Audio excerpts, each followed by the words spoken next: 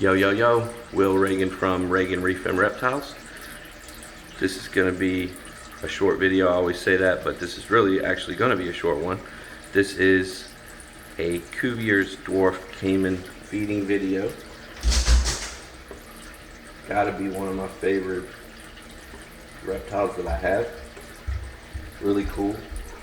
Not really handleable per se, but he's getting more and more social. I haven't had him a long time. He's not very old. But in the beginning, when I put food in there, I would have to leave the room and come back and hope that he ate it. I mean, he wouldn't even dream of coming out while I was in the room. Now, he stays out quite a bit. I can put the food on the basking spot and he'll get it with me being right here. So I'm going to show you that. Hopefully that works tonight. Now one thing, yeah, there he is. So he's wide open. The thing he probably doesn't like right now is I've got the light in this room on, which I generally would have it off when I'm feeding him, just because I know it makes him a little more nervous to have that light on. He's obviously a nocturnal animal and he'd prefer it to be dark.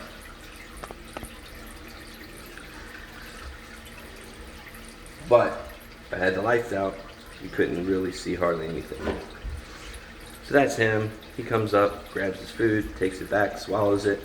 If the lights weren't on in this room, he would not even take it back there. He would swallow it right here on the platform with me watching him. And I've noticed he'll swallow the food on dry land and then back up into the water and get a little drink to wash it down. And he's definitely becoming more social pretty quickly. Again, he's not real old. So this guy, again, at first when I got him, he would not come out onto that platform if I was in this room. In fact, he would be either hiding in the vegetation or he'd be hiding kind of under the rocks a little bit, and he would not come out. So what I'd have to do again is I'd have to just put the food in there, come back a few hours later to make sure he had eaten it so it wouldn't foul his enclosure. But over time, which not even a lot of time, I would say over the period of the last 3 months, he's gotten to where now he'll come out all the time when it's dark in this room. I mean, like, he'll stay on the basking platform when it's dark. And he'll come on out and eat with me standing right here. I'm 2 feet from him and he's eyeing me. So I wouldn't say he loves me, but he knows I'm where the food comes from. And I've never seen him be real aggressive. I mean, he's a little food aggressive at times, especially if the light's off. Like I said, if the light in this room was off, he would be rushing up to get minnows off of the tongs before I even drop them. But the lights being on in the room, this ambient light, is definitely bugging him a little bit. And I'm just doing it for the video. But that's him. He's really cool. One of my favorite animals for sure. I've had American alligators before, and he's definitely, to me, more personable than American alligators are, or the ones that I've had experience with. And obviously he's going to stay much smaller. Cuviers, according to all the literature that I've seen on them, females will get 3 feet, maybe a little bit bigger than that, and the males will get most of the time about 4 feet. 5 feet is a big one, but not unheard of or anything. It is the smallest crocodilian species living today. And I really like him a lot. He's really awesome. And I say him, but I don't know that it's a him. I haven't had him sexed or anything like that. So it could be male or female, I really don't know. And I'm certainly not gonna pull him out and try to pop his hemipenes out. Because I'm trying to build, not that I'm really scared of him or that he's gonna give me some monstrous injury. I mean, I'm sure it wouldn't be that fun to get bit by him, but I just don't want to ruin all of the progress that I've made getting him to come up and not be so shy like what he was initially. So I know if I reach in there and grab him, and he might even let me get my hand close enough to grab him once, but I guarantee you, once I did, he would never trust me again, and that would be ball game. I think it would be over as far as socialization, or at least I would certainly have a huge setback that would take a long time to overcome. So that just goes back to trying to interact with your animals on their terms, the way they want to, not forcing handling on them. And I definitely think that that's the best practice. And I think if you do that, you'll have a much better relationship with your animals, and I think they'll tame down a lot better, at least from what I've seen. I would almost guarantee that if you give them bad experiences with you, you know, like grabbing them, restraining them, holding them down, anything like that, I can guarantee that is going to be counterproductive. It's not going to help. It's going to be a negative thing, obviously. I guess that goes without saying. Most of everything I'm saying right now is kind of self-explanatory. But anyway, that's him. We don't name a lot of these guys. Maybe we should, but we did name him. His name is Livingston. And that's actually after an American alligator that I had years ago in the, probably early to mid 90s. I had that gator for about, I don't know, 5 years, I would say. And then I donated him to a buddy of mine who owns a zoo, because he was, you know, just getting pretty good size, and it wasn't that he was unmanageable, but his poop was getting unmanageable in an enclosure, you know. But this guy, his adult size, I don't think will be terribly unmanageable. I'm hoping it's a female, because I would love it if he or she would stay more like 3 feet. Would be great. And right now, this animal, guy, girl, him, her, whatever he is, or she, is in a 4 foot by 4 foot cube tank with probably 15, 16 inches of water, and overflow in the back corner, and it's piped down to a big sump underneath. So just like we use on our reef tanks, big sump underneath that's full of bio balls and the heater and filter socks, and it's mainly concentrating on biological filtration, because mechanical filtration, it really doesn't do anything. I mean, it gets the particles maybe out of the water column, but they're still in the water. They're still breaking down in the water. They're still releasing ammonia. They're still making your nitrates go up.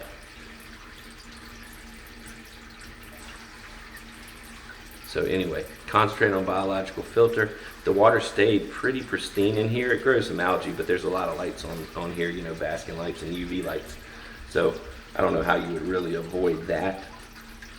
But it really doesn't grow on the glass so much. The vegetation in here kind of shades underneath. So really, it just grows more on the fake plants and on some of the rocks in the middle. But it doesn't get ugly. The water never turns green. It's not microalgae that's you know, making the water green or anything like that. And there is no UV sterilizer on this tank. So it naturally stays all right. But he's due an upgrade really soon. And what that's going to be is I have an 8 foot by 2 foot runway fiberglass trough that I was originally going to use as a frag tank for coral, but I've decided instead I'm going to lay that into a stand and then do kind of a front opening enclosure built onto that base. So it will be